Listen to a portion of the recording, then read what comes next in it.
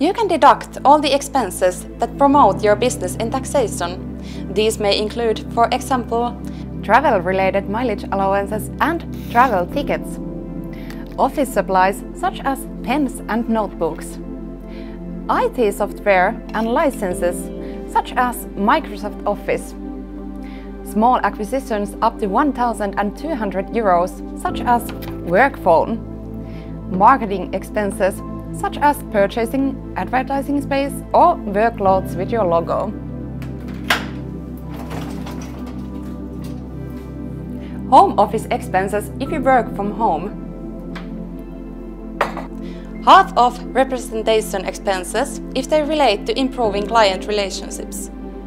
YEL payments, pension expenses and pension payments. Just add the receipts to your service and we will record the expenses in your bookkeeping. We will report some of the expenses, such as daily allowances, on your tax return at the turn of the year and ask for additional information then. It's very important that you maintain a driving log for reporting daily allowances.